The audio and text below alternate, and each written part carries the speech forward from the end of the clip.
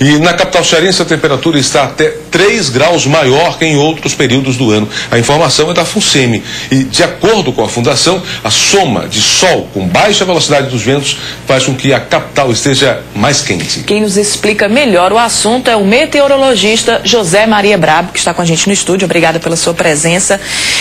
Esse calor maior já está sendo sentido bastante pela população, né? E o que causa isso? Na realidade, nós temos, agora nessa época do ano, um aumento de temperatura média durante o dia da ordem de 1 grau Celsius. É claro que algumas áreas da cidade, com certeza, esses 3 graus que vocês mencionaram agora há pouco, pode estar ocorrendo. A grande diferença na questão da sensação térmica sentida pela sociedade é que nessa época do ano nós temos uma diminuição dos ventos, que são mais fortes, por exemplo, nos últimos 3 meses. Então é como se você tirasse um ventilador de cima de você. E algumas áreas da cidade, por exemplo, algumas questões ambientais, elas corroboram esse aumento de temperatura. Fortaleza é uma cidade que ela é praticamente pavimentada com concreto e asfalto, tem poucos corredores de áreas verdes e tem um agravante que, com a especulação imobiliária, praticamente nós fechamos aquele corredor de vento que nós tínhamos do litoral.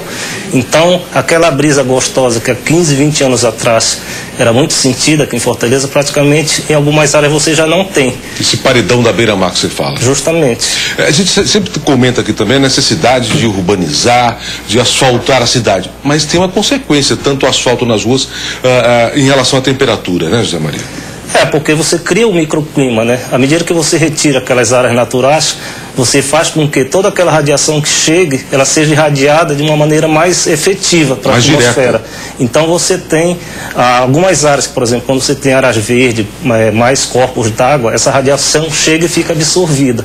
E por outro lado também serve para evaporar aquelas áreas mais úmidas. Quando você não tem isso, o que acontece? Você acaba que toda essa radiação chega, ela aquece a superfície e volta rapidamente para a atmosfera. Então, você tem uma sensação térmica mais desagradável. Esse aumento de temperatura, quais são as perspectivas? A partir do momento que ele aumenta, há uma possibilidade de depois vir a reduzir ou cada vez só vai aumentar a temperatura? Olha, a tendência, falando na variabilidade interanual, esse quadro desse aumento, essa sensação térmica desagradável, ela deve persistir aí até, principalmente, nós vamos entrar agora no verão do hemisfério sul, mais ou menos entre 21 e 23 de dezembro, e essa sensação térmica desagradável, ela deve persistir até que volte a chover. Por exemplo, se nós começarmos a ter um período chuvoso mais significativo a partir de fevereiro, essa sensação tende a diminuir. Agora, essa questão do aumento térmico, alguns estudiosos que trabalham nessa expectativa de mudanças climáticas globais, eles já inserem, por exemplo, essa questão das cidades estarem tendo essa sensação térmica mais desagradável associada a esse provável efeito do aquecimento global.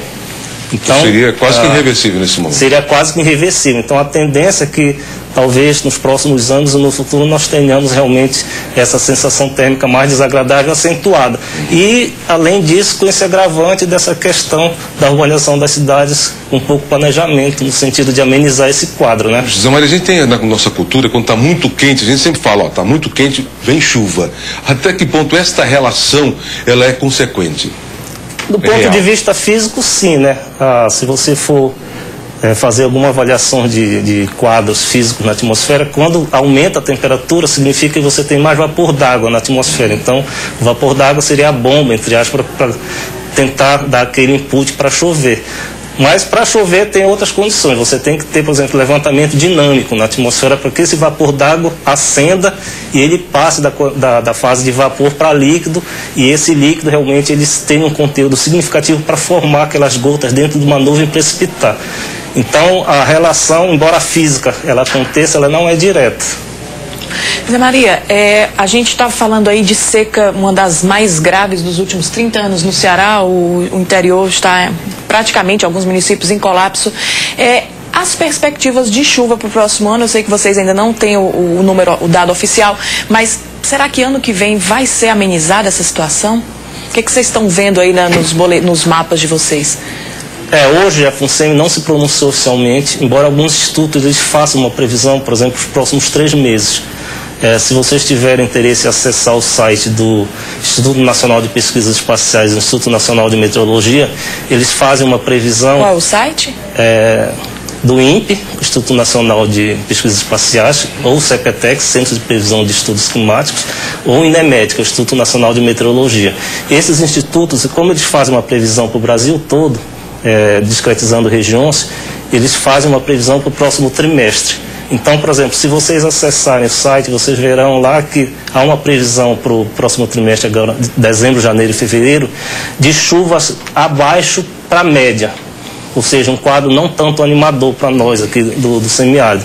Mas essas chuvas que ocorrem agora no semiárido, a gente chama de chuvas da prestação. Elas têm um potencial de previsibilidade muito baixo.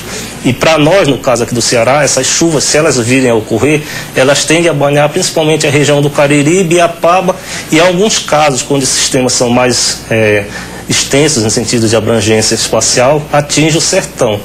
Então, nós na FUNSEMI nos resguardamos para dar uma previsão, principalmente para a quadra chuvosa, que é fevereiro a maio, onde a previsibilidade do ponto de vista científico ela é mais acurada.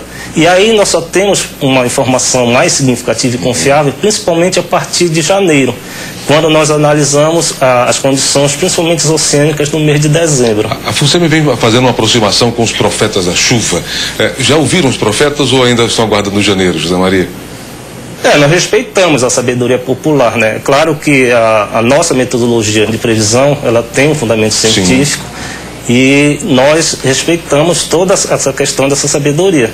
Infelizmente, nós não sabemos quais serão as previsões dos profetas para o próximo ano, né? Vamos esperar janeiro, vamos esperar para ver como eles vão se pronunciar. Tomara que sejam boas profecias, porque nós estamos precisando. Justamente. Zé Maria, muito obrigado, um ótimo dia para você. Obrigado, eu agradeço a participação. Obrigada. Daqui a pouco a gente fala do